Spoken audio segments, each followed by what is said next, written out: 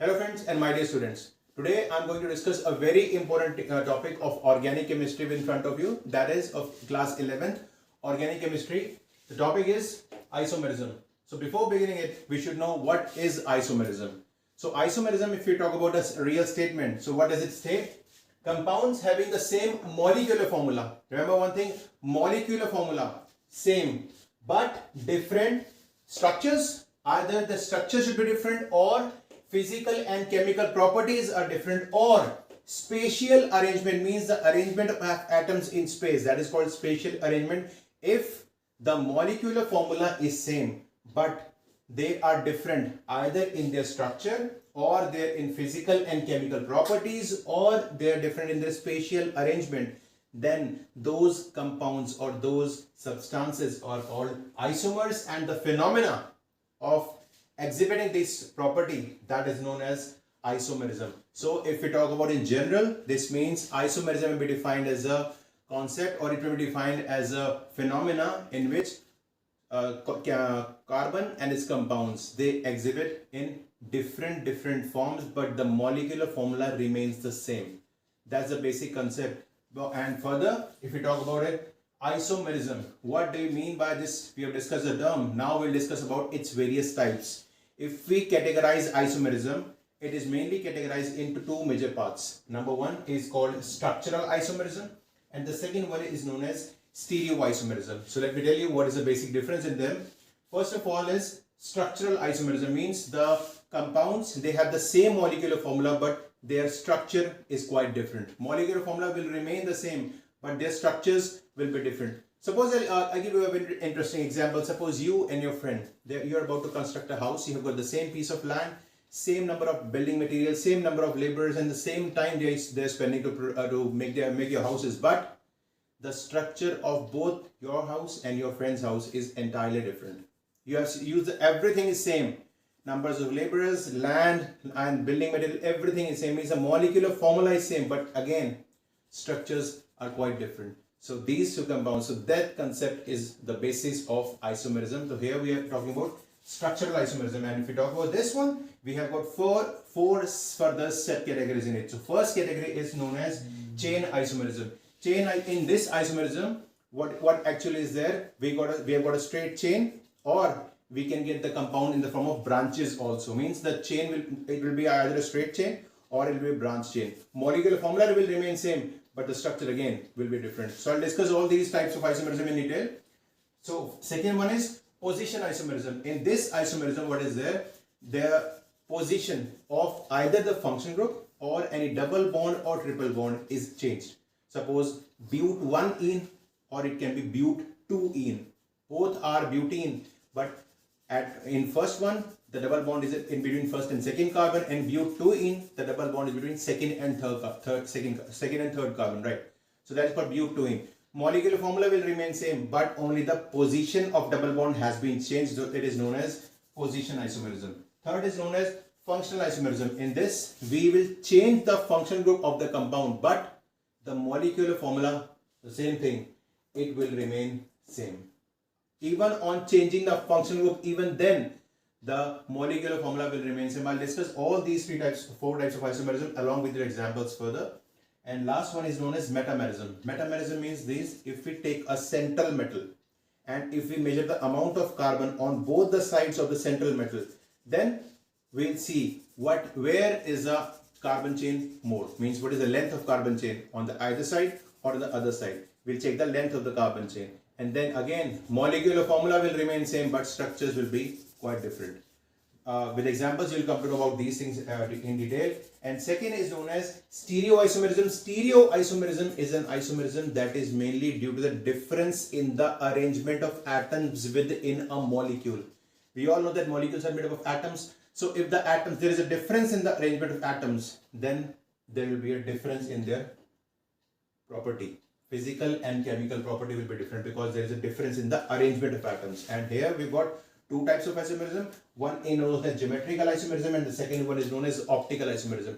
Geometrical isomerism is mainly concerned when we have got carbon is attached to other carbon by a double bond. Just keep this thing in mind that whenever geometrical isomerism comes, carbon is having a double bond with another carbon atom. So for exhibiting geometrical isomerism, at least one double bond should be there. And this isomerism is also known as cis and trans isomerism. I think you will be knowing that concept, that if the two groups, same groups, are on the same side, that is known as cis isomerism. But if they are on the alternate sides, there is known as trans isomerism. We'll discuss it further again. And last one is optical isomerism. Optical means, I think you read about that chapter in 10th class, that is light. So what are the optic compounds that are mainly considered light? So if we pass a normal light through a Nicol prism, Nicol is a crystalline form of calcium carbonate. If we pass that light through a Nicol prism, the light will become plane polarized light, means it will have vibrations in only one plane.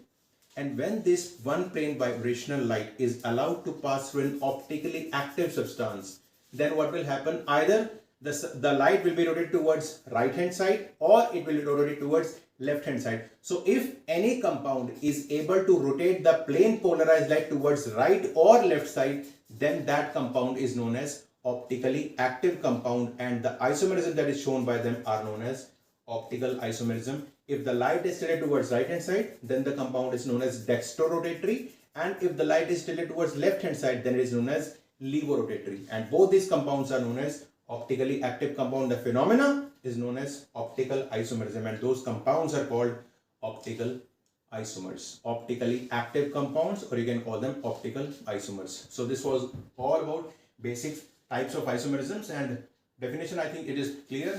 Compounds, to be more precise, carbon compounds having the same molecular formula but different structures, arrangement, or different physical and chemical properties are called isomers, and the phenomena is called isomerism. Now I will discuss these all four types of isomerisms in detail, right? So let's get started with these isomerisms.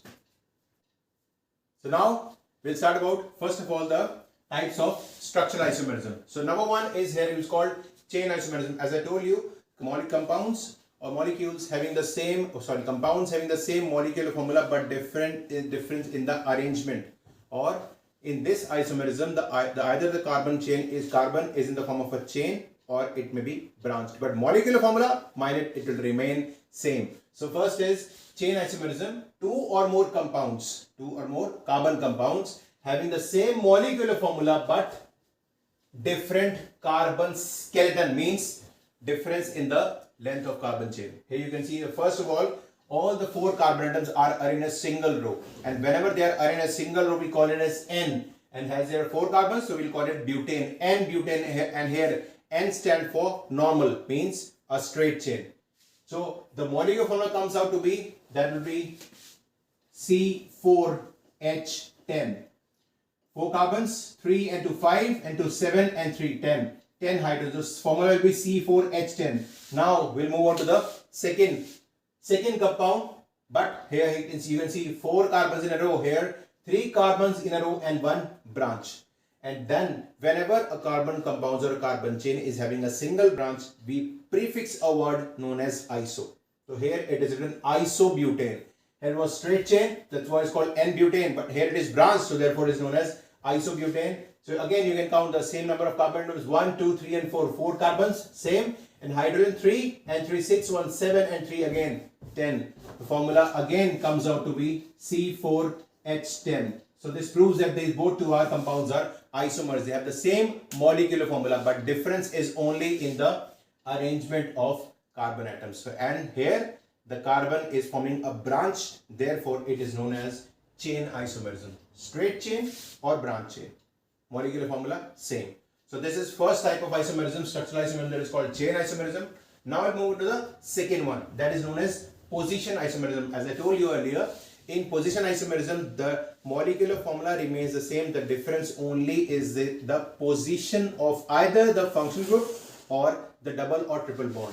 Here, it is due to the difference in the position of functional group or unsaturation in carbon skeleton. Unsaturated means either it is an alkene or it is an alkyne, but difference is only in the position, either the functional group or unsaturation. Here you can see 4 carbons, and between first and second carbon there is a double bond. So therefore it is known as but 1-ene, or you can call it as 1-butene. Molecular formula, we'll check it out again. 4 carbons, C4, and hydrogen 3 and 2 5, 1 6 and 2 8. It will be H8. So it's butene. And here the double bond is between first and second carbon. So it is known as but 1-ene, or you can call it 1-butene. Now look at the second formula. CH3, CH double bond, CH2 and CH3. Here again the double bond is in between second and third carbon. Or here second and third carbon. So it is known as but 2-ene. Molecular formula again. 4 carbons, 3 and 1, 4 and 2, 6 and 3, 9. So 3 and 1, 4, 4 and 2, 6, 6 and 3, 9. So here it should be H8. So we have to check it out where we have we made any mistake or not. Just see to it.